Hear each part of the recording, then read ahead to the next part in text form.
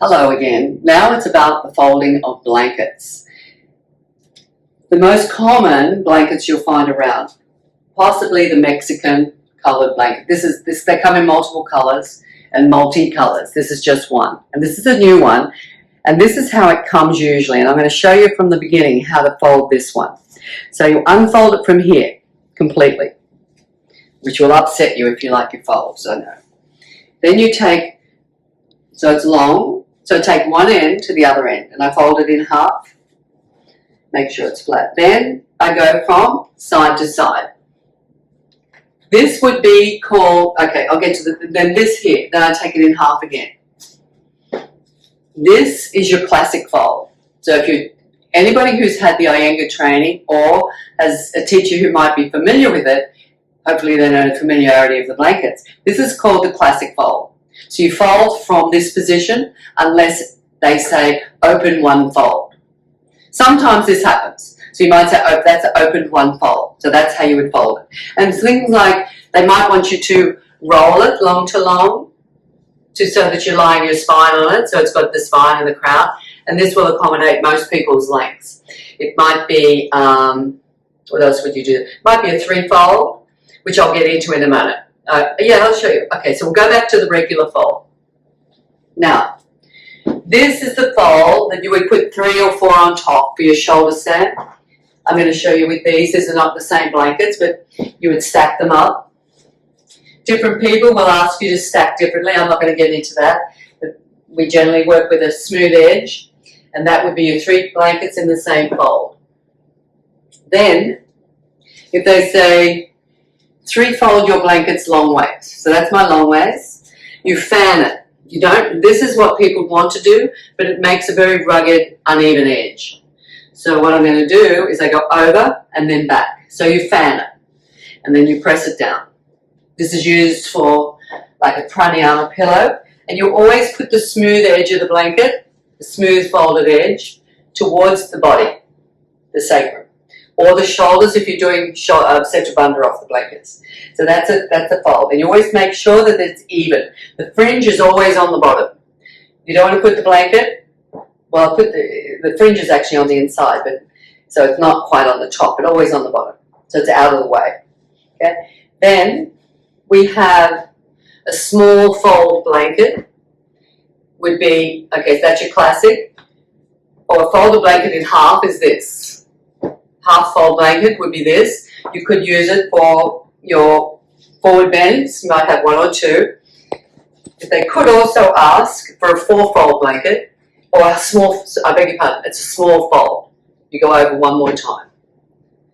This is thick because it's a new blanket. So this is the other thing. So if you, depending on what they wanted, this could be too high, but it might be too low for some people.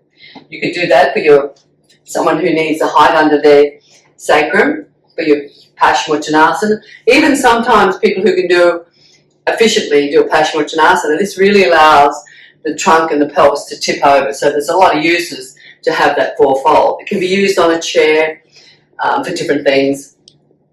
That's it. Now, you can also do a wide, long to long roll. Let's say long to long roll.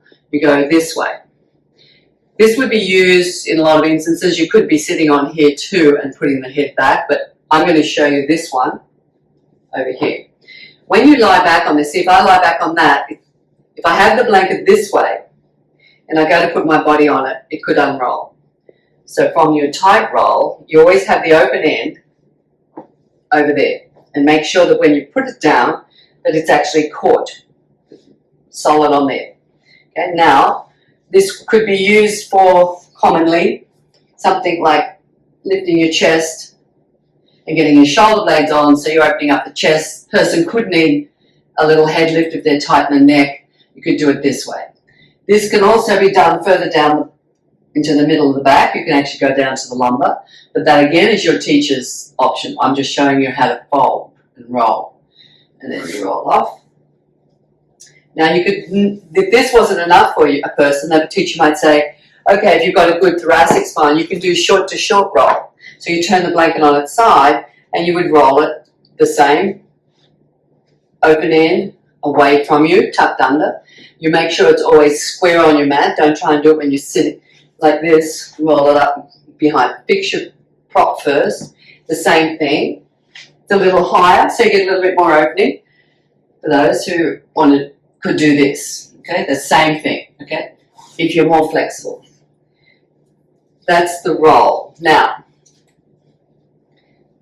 of the Mexican blanket. So the fold is much the same. I've got this here. This is it's actually a recycled wool, but I'm going to use it like an Indian Puna blanket.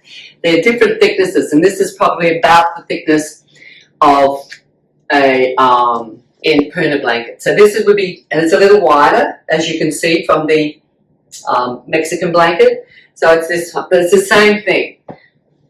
Half fold, 4 fold,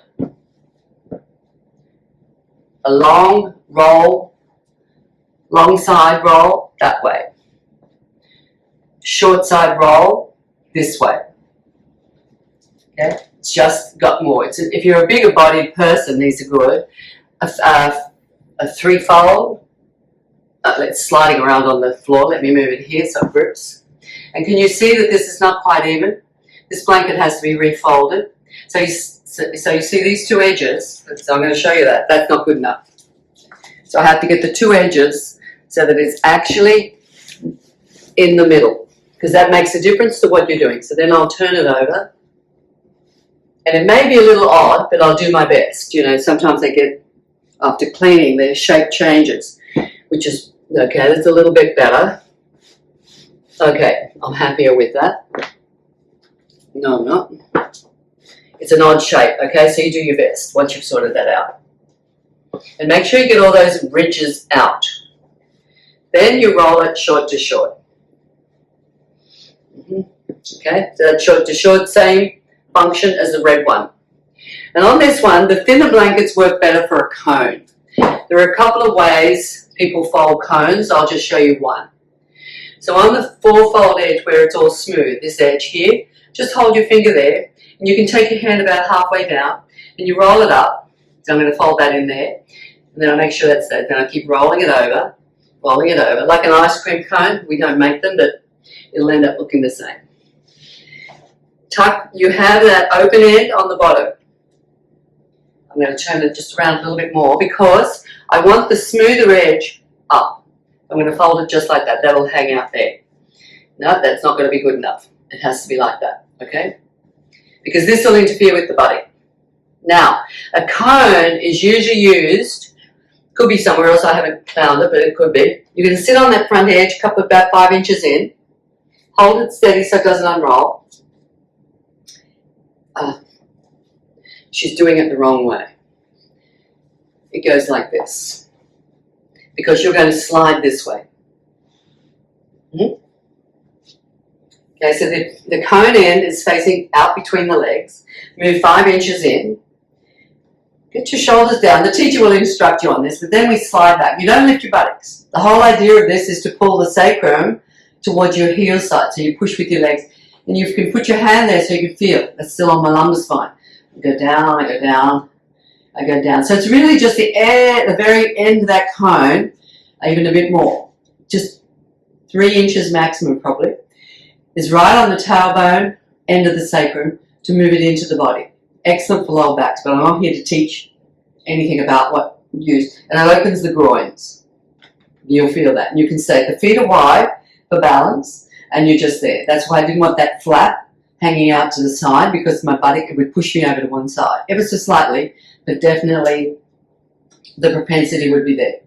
So this is really good for lower backs. Moves the sacrum in, bend your legs, and you roll it. But if a teacher asks you to do a roll cone, that's what it means. I don't know how many would do that, but it's less common. Okay, so now, then they're the folds. So if they say 3-fold, 4-fold, this is the other blanket. It's a wool blanket. It tends to be a little smaller. So if you wanted to do shoulder stand, this is a little narrow for most people's shoulders. Okay, so it can be done, but it's a bit narrow. So you'd have to be like this. So all of your blankets would have to be that wide, and you'd probably need more. So that would be, I would put the firm of the blanket would be on top. That would be an idea. So you can see they're all slightly different sizes. This one you couldn't fold. These ones, you could get away with this. In fact, I have done for years, but that doesn't mean you should. You need to make sure your shoulders would fit on it. So your shoulders are here and your elbows have to be able to stay in, but they're right to the edge. You don't have the luxury of a lot of blanket around, but it can be done, particularly if you've only got 2 blankets to work with for shoulder stand, or chitusk you could do with 1. Now the other place that, the way you could do a blanket for a shoulder stand is you would have your 2 blankets, preferably the same type of blanket. I've got 2 grey ones. You make a roll, I would say long to long roll, and that's what it should be. And you put 1 there. And I'm going to use the other grey one because I want you to do the same one. Okay. This one here. Now the distance between these 2, this is going to be for my shoulders and this is going to be for my elbows. The shoulder stand. So this is just, you've got to test them. There's no other way. So I put my shoulders, move back. So my shoulders are on there. My elbows are on. So when you would go up into your shoulder stand, if you didn't have enough blankets, now I feel I've got to walk on to get my shoulders more on that. It can work. Okay, so you're here, your elbows are supported up, same height. You could do it. Come down. Push come to shove and you don't have a lot of equipment, 2 blankets will do it. 2 firm towels even, long. So I think that, pranayama. So if you're asked to do pranayama and make a bolster, okay, let me show you fold it. There's 2 ways, there's several ways, okay. Mostly people will say fold them in half, most. You would have 1 or 2. You arrange it so that the smooth edge is together. Now sometimes they'll ask to here, or sometimes they'll say step the top one back. That's for back issues or beginners. And you would normally have a 3rd blanket for your head, but that's your half fold. These 2 blankets, you could also do a 3 fold. So that's your fan. So it's thinner. So it supports less of the back. And again, I've got 3 fold. The other thing to watch when you put your 3 fold down, I would turn this around and I would turn this one over first. No, it's got to go open-ended. You've got to watch that you haven't got 2. Okay, so the open end is on both sides. Make that even. So you don't want too much bulk on one side. You've got to even it up. And you press it down to make sure it's flat and make sure it's even. It cannot be haphazard. So that would be your pranayama blanket for if someone's teaching pranayama or shavasana for that matter. Can be done. Now I would move this back because I don't like people's feet on the floor or a different surface to what they're doing, what got their body on. So I'd have to move that back. And it can be off. It can be off. If you're tall, you can move it back.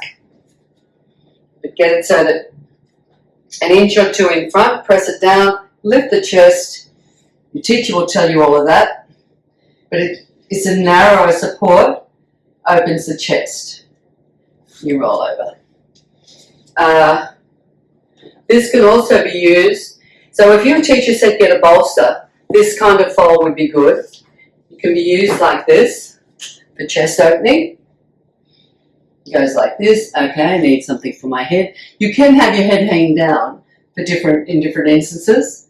But that again is your teacher's, whatever she wants or he wants. Because it depends on what you're doing. Because the head's okay to hang back. If it's ever disturbing you, then you don't hang it back. But there are reasons that you would. So you're here, so you've got a nice chest opening.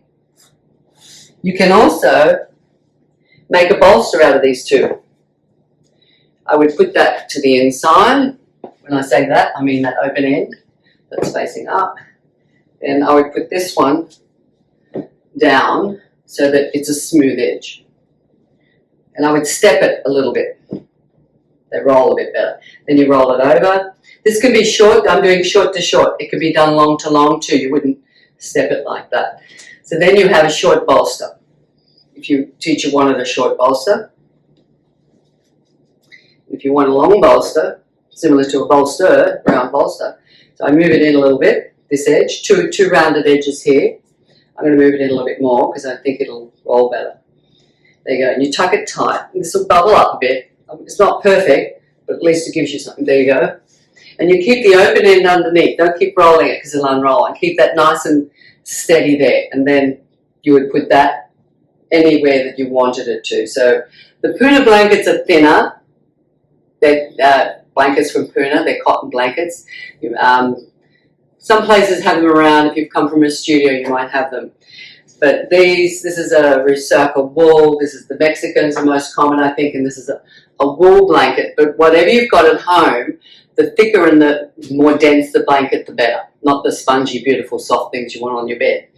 So they don't work as well at all. I think that's all on the folds of the blankets, and that's what I'm doing the tutorial on. Just so when people use these terms these days, it's not common knowledge, but it's often expected to be known. And if you start from your folded blanket correctly, then you're more likely to get into the fold you want. That's why it's important to start and have all your blankets folded in that way. So from your beginning, when I showed you with the red, and you keep them. And the other thing is, don't just throw your blankets to the side. When you pack them, it depends on the space you've got. I keep them over here for during the week, so it fits on top. So I fold them in half. But if you had a long bench that you wanted to store them in, then you would fold them in half. But don't just throw them to the side, because the folds have to be ingrained in them, because it becomes more difficult to use them. So I put that up there. I put the blanket on top. I would roll my straps up. And that would be hopefully helpful to all of you who are using blankets at home. I haven't showed you shoulder stand. I haven't shown you how to use the chair shoulder stand, because that's not my objective. My objective for here today was to show you how to fold and how to use the straps easily. So I hope it's helpful to you all. And you can check my website for Zooming classes. I'll see you next time.